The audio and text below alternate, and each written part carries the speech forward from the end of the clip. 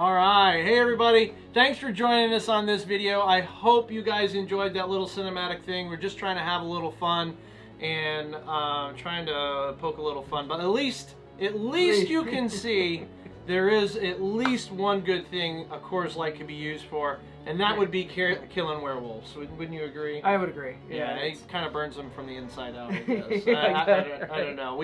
We lost all camera angles after that, and it just all went to hell from there.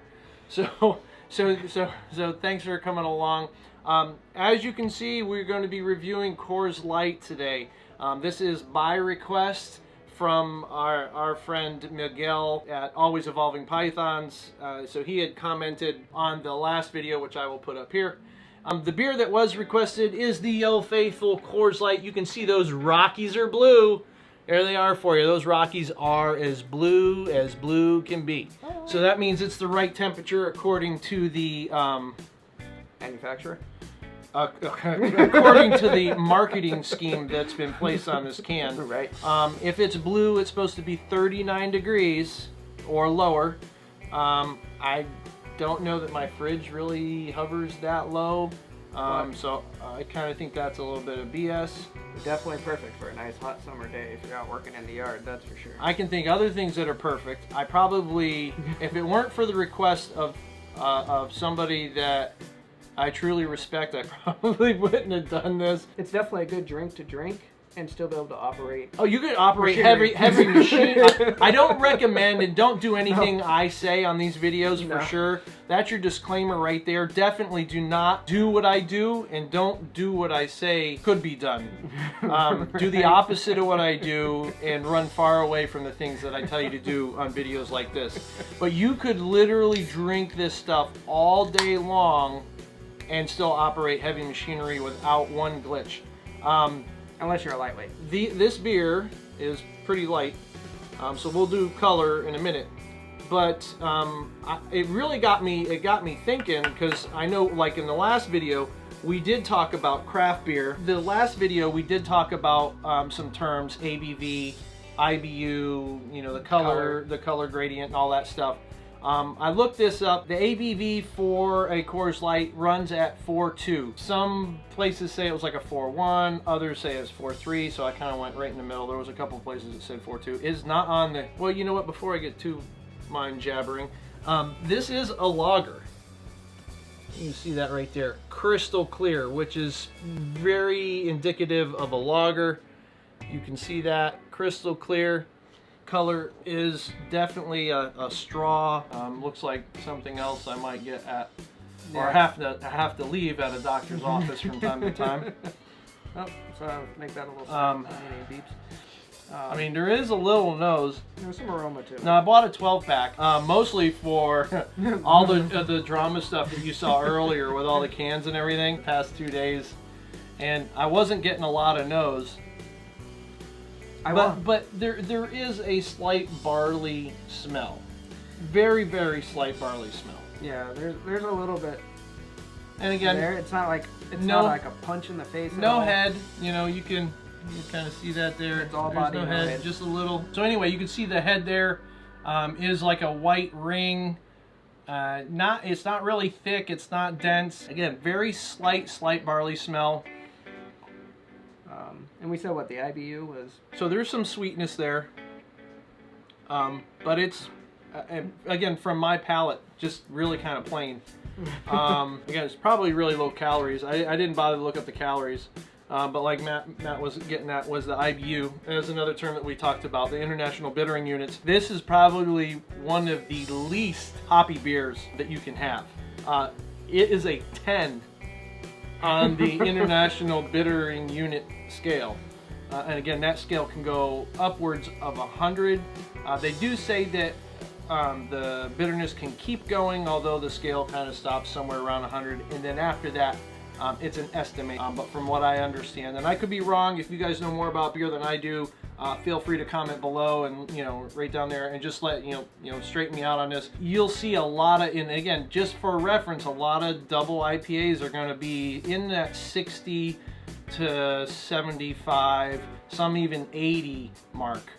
So to be a 10 is like really, really, really low. This thin of a beer, and I call this thin because when I drink it, there's not a lot going on in your mouth. If you were to have an IBU of 40 or 50 in a beer like this, it would almost be undrinkable because it really takes a balance of that malt and that sweetness with the hops in order to get that really high hop profile. A lager is going to be cold fermented. It's a special yeast that they step the temps down. That's what adds this really clear. I mean, I will give it to them. I mean, this is crystal clear. I was looking up a little bit of information on this particular beer, and this one was actually introduced in 1978. I will from time, if somebody offers it to me, I'm not gonna not take a beer.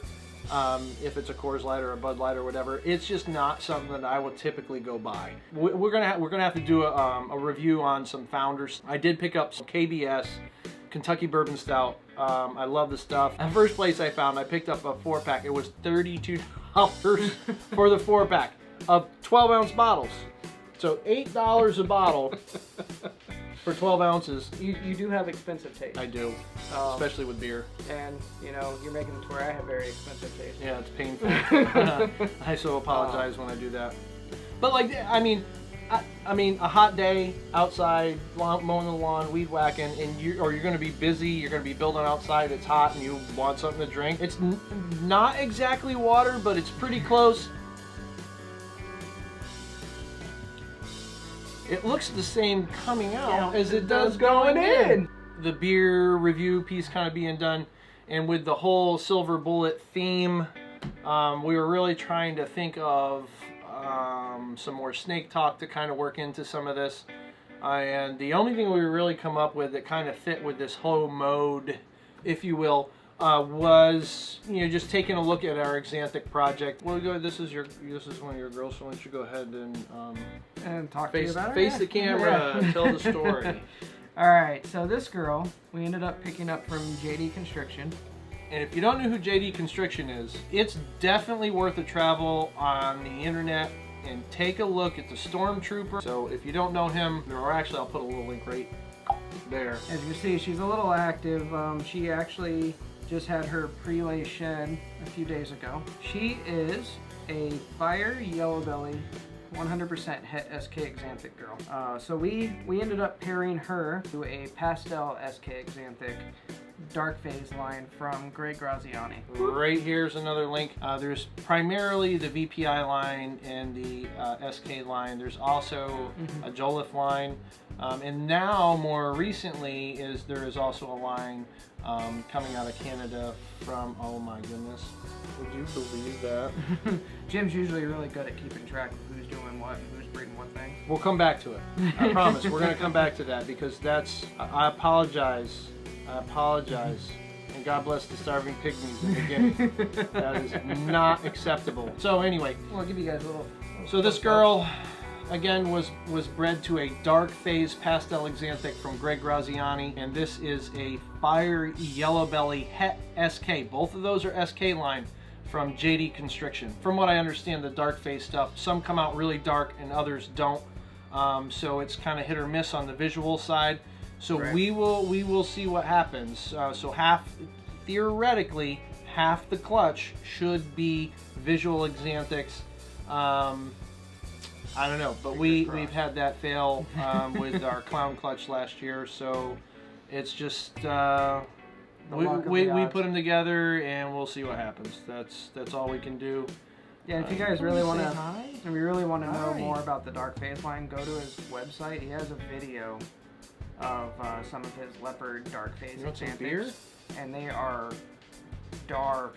They look really awesome. All right, so this next girl is a Hidden Gene Woma Granite Yellow Belly, and we bred her to the pastel SK Axanthic dark phase, and we picked this one up from Rick Schlosser. Yeah. We're building our visual side. We're building our het side. A lot of hets. This is probably one of the larger projects that we push this year. When we start mixing this in with some other options with, say, clown, and we start mixing in with our tri-stripe stuff and just different things that we have a good array of genes to work with. Yeah, so hidden gene Woma, yellow belly granite that was bred to the same pastel dark phase Axanthic. So this one is a Spider Kelly SK Axanthic. We picked this one up from Art to Jacklin. I do have his Facebook information, so I will put that link in the comments below. But the Kelly gene, the individual gene itself, looks very similar to like Enchi. It tends to clean stuff up a bit from what he says. There's several genes here. The male spider, he's a pastel. He's Kelly and he's Axanthic. So the added pastel, he's very, very white. She's very silver. She won't go until next season. This is a young girl that we've been growing up, and she's a beast. She eats really, really well.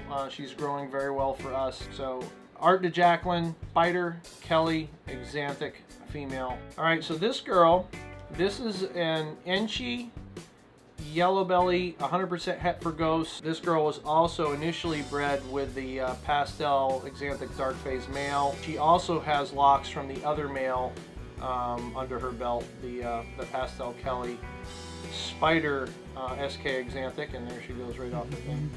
She has also gone through her prelay shed. She's a relatively small girl. She runs about 2,000 grams. She's our most seasoned girl.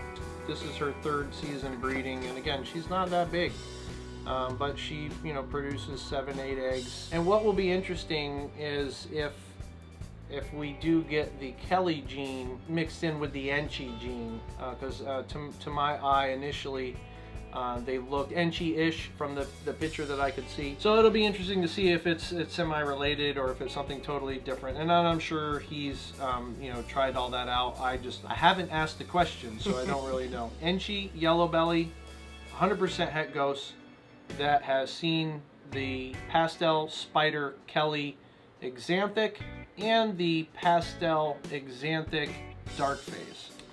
All right, so this is the first male that we're going to take a look at. This is the pastel Spider Kelly SK Axanthic male that we picked up from Art to Jacklin. This dude is just ridiculously insane. Again, he's got 2 locks under his belt. Both were with the Enchi yellow belly het ghost that we just looked at. We could have like a 5 gene, it's 100% het for Axanthic and 50% het for ghost, which would be insane. Do you want to see if you can at least get him over there for especially the head? Ooh, you're freaking out with the lights. There we go. Oh, hold still, buddy.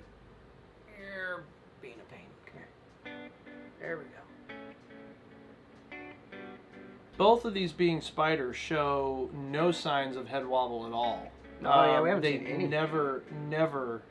I mean, we put food in and they're rock solid. There's no shake, there's no swagger, there's nothing. These 2 really, really, really decent quality spiders. They say it's non-genetic, so. But anyway, pastel Kelly Spider SK Axanthic. All right, guys, this is the pastel SK Axanthic dark phase that we got from Greg Graziani. As you can tell, he doesn't have that high white color, so he's been a little bit of a busy boy this year. So we're around a little bit. We're really curious and anxious to kind of see what's going to come out of this. It was a what was it? Was it a leopard? It was a pastel Axanthic leopard dark phase, and it was insane. Like it was so dark. I mean, you could see kind of the leopard pattern in it, but it was like black on black. Right. With some silver in there. It looked really, really, really cool. So, we'll see what happens. Yeah, and you can get him up close too, because, he's responsible for most of the breeding there. And there you go. Pastel dark phase Axanthic from Greg Graziani. So we got one more male. All right, so here we are again.